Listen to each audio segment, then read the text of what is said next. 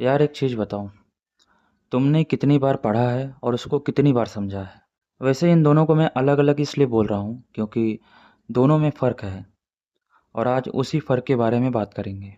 आज मैं तुमको बताऊंगा कि साइंटिस्ट कैसे सीखते हैं। वो लोग जिन्होंने दुनिया को बदल दिया, जैसे Newton, Einstein, Tesla, madam Curie. तो इनके जो पढ़ने का तरीका है वो हम लोगों से बिल्कुल अलग ही था। तो अगर आप भी चाहते हो कि आपको पढ़ा हुआ याद रहे, समझ आए और काम आए, तो ये वीडियो एंड तक देखो। आज हम इस वीडियो में 3 कोर सीक्रेट को कवर करेंगे। चलिए फिर पहला सेगमेंट स्टार्ट करते हैं। तो इसमें पहले और सबसे बड़ी बात कि साइंटिस्ट कभी रट्टा नहीं मारते। मेन कोर बात यही याद रखना है कि साइंटिस्ट कभी रट्टा नहीं मारते। हम लोग क्या करते हैं, फार्मूला देखा, याद किया, एग्जाम में लिखा, डन। बट एक साइंटिस्ट पूछता है, ये फार्मूला आया कहाँ से? फॉर एग्जाम्पल, जैसे कि ओम्स लॉ है, यानी कि V इक्वल्स टू IR। हम लोग बस याद कर लेते हैं। बट अगर साइंटिस्ट की तरह सोचो तो पूछो, वोल्टेज और करंट का रिलेशनशिप क्या है? अगर रेजिस्टेंस बढ़ाऊं तो करंट क्यों घटी है? जब तुम्हें रीजन समझ में आएगा तो फार्मूला खुद याद हो जाएगा। देखो, रट्टा भूल जाओगे पर रीजन नहीं भूल पाओगे। तो इसके लिए जो टिप यही है कि जब भी कोई फार्मूला या कॉन्सेप्ट देखो तो पहला काम यही करो कि उसको नोटबुक में लिखो और क्वेश्चन करो कि ये सच क्यों है या फिर ये ऐसा क्यों है। बस ये एक सवाल करो, तो जो तुम्हारी थिंकिंग प्रोसेस है वो एक साइंटिस्ट की जैसा ही बन जाएगा।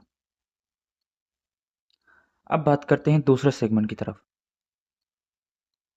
तो अब ये एक ऐसी टेक्निक है जिसको Nobel prize winner Richard Feynman ने यूज करते थे।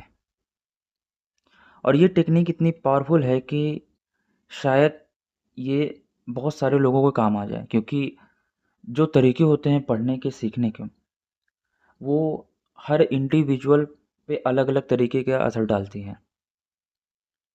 ऐसा नहीं है कि अगर एक तरीके से एक पर्सन को आ रहा है समझ में तो वही दूसरे को आ जाए, नहीं आ सकता। उसको अलग तरीका शायद समझ में आए। वही जो टेक्निक है शायद ये सबको समझ में आए। अब ये टेक्निक क्या है? तो इस टेक्निक का नाम है फेमन टेक्निक, जिसको हम 4 स्टेप में कवर करेंगे। तो चलिए शुरू करते हैं। जो स्टेप 1 है उसका है कि पहले टॉपिक चुनो। यानी कि स्टेप 1 में टॉपिक चुनो, कोई भी कॉन्सेप्ट लो, जैसे कैपेसिटर क्या होता है। ठीक, स्टेप 1 हो गया। सेकेंड स्टेप में यानी कि स्टेप 2 में इसको ऐसे एक्सप्लेन करो जैसे 10 साल के बच्चे को समझा रहे हो। कोई टेक्निकल लैंग्वेज नहीं, कोई जार्गन नहीं, सिंपल वर्ड्स में, यानी आसान और सरल शब्दों में। जैसे कैपेसिटर एक छोटी बैटरी जैसी चीज़ होती है जो थोड़ी देर के लिए चार्ज स्टोर करती है। अगर तुम सिंपल शब्दों में एक्सप्लेन नहीं कर पा रहे, इसका मतलब तुम्हें खुद नहीं पता, तुम खुद नहीं समझे। अब स्टेप 3 की तरफ बढ़ते हैं। जो स्टेप 3 है उसमें है कि जहाँ अटको वापस जाओ।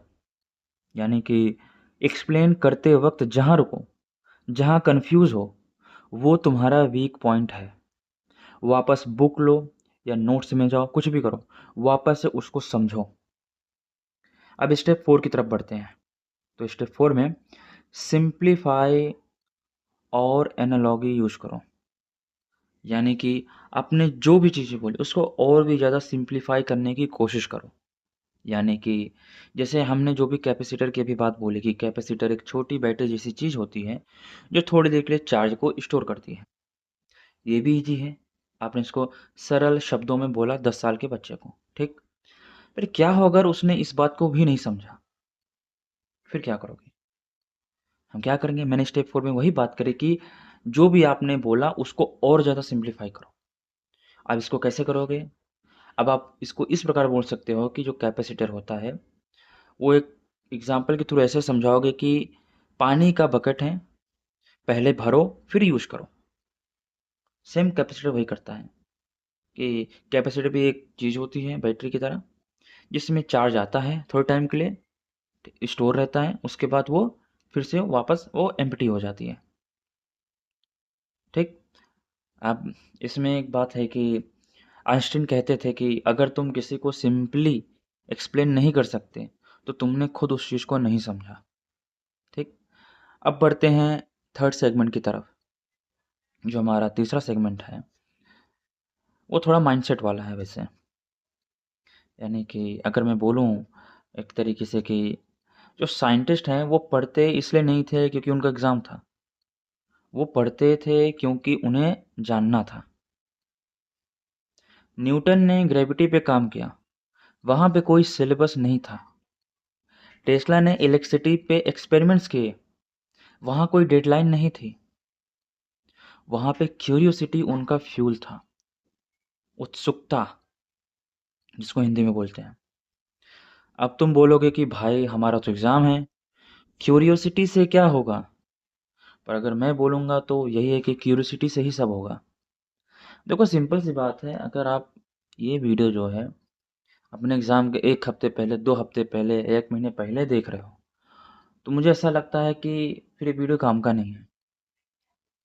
ये वीडियो तब काम का होगा जब आपका जो भी एग्ज़ाम होगा, जो भी चीज़ें हैं, ठीक है?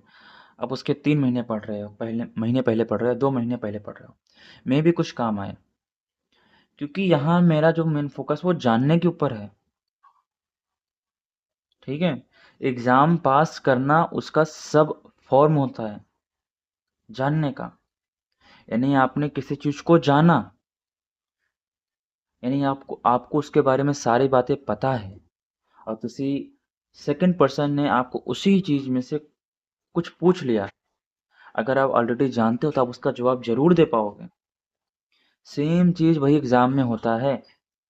आपने जो भी पढ़ा, जो भी सिलेबस कवर किया, जाने ग्राउंड लेवल से हायर लेवल तक, अगर अब कोई भी क्वेश्चन आता है आप उसको ज़रूर बता पाओगे, ठीक है? बट यहाँ पे हम अभी उल्टा चल रहे हैं। हम लोग क्या करते हैं कि हम हमारा जो सफ़र होना चाहिए वो जानने से लेकर एग्ज़ाम तक जाना चाहिए। बट हमारा सफ़र क्या है? डायरेक्ट एग्ज़ाम से ही शुरू कर रहे हैं। यानी जब एग्ज़ाम आएगा हम तभी ही पढ़ रहे हैं। अब वहाँ पे हम सीधा रट्टा मारते हैं। जो मैंने पहला सेगमेंट बोला था, पहला स्टेप या कोर सीक्रेट बोला था कि हमें रट्टा नहीं मारना है, हमें कॉन्सेप्ट समझना है। चलिए अभी तीसरे सीक्रेट की बात करते हैं जो हमारा थर्ड सेगमेंट है। जिसे मैंने बोला कि न्यूटन ने ग्रेविटी पे काम किया क्योंकि उनके पास कोई सिलेबस नहीं था। टेस्ला ने इलेक्ट्रिसिटी पे एक्सपेरिमेंट्स किए क्योंकि उनके पास कोई डेडलाइन नहीं थी। उनके पास उत्सुकता थी, उन्हें जानना था, ठीक है? देखो अब इसका सॉल्यूशन सिंपल है कि हर टॉपिक में एक इंटरेस्टिंग एंगल ढूँढो।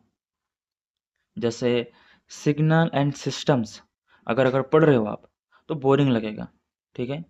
पर अगर ये सोचो कि स्पॉटिफ़ाई का जो एल्गोरिदम होता है, फ़ोन का जो नॉइज़ कैंसलेशन होता है, इंस्टाग्राम का जो एल्गोरिदम होता है, अर्थक्वेक जो डिटेक्शन होता है, सब इसी प्रिंसिपल पे चलता है, आपके सिग्नल और सिस्टम पे। अब देखो सडनली कितना इंटरेस्टिंग हो गया ये, ठीक? तो आपके लिए टिप यही रहेगा कि हर नए चैप्टर से पहले एक काम करो, आप गूगल करो, टॉपिक का नाम डालो, रियल लाइफ में कहाँ यूज़ होता है, ठीक है? बस 5 मिनट, बस ये 5 मिनट तुम्हारी पूरी पढ़ाई को बदल देगा। आपके अंदर एक इंटरेस्टिंग चीज़ को डेवलप करेगा, आप जानने को व्याकुल होगे, ठीक है? तो फिर अब हमने जो आज 3 साइंटिस्ट के सीक्रेट के बारे में बात की। पहला है कि रट्टा नहीं, रीज़न ढूँढो। हर फ़ॉर्मूला के पीछे व्हाय पूछो, यानी क्यों प्रश्न लगा के पूछो। ऐसा क्यों है? ऐसा क्यों होता है? ठीक? सेकंड सेगमेंट में मैंने बोला फेमन टेक्निक, यानी सिंपल शब्दों में एक्सप्लेन करो खुद को, ठीक? या किसी को भी। थर्ड सेगमेंट में मैंने जैसे अभी बोला कि क्यूरियोसिटी फर्स्ट, यानी टॉपिक रियल लाइफ कनेक्शन ढूंढो पहले, ठीक? सो ये 3 चीज़ें जो हैं जो बहुत इंपॉर्टेंट है, आपको स्टार्ट कर देनी चाहिए, ठीक है? तो शायद मैं आपको ऐसा बोल सकता हूँ कि 3 हफ्ते में आपका जो पढ़ने का तरीका है वो बदल जाएगा। हालाँकि मैं बोलूँगा आप इसको 1 महीने तक ट्राई करो, ठीक है?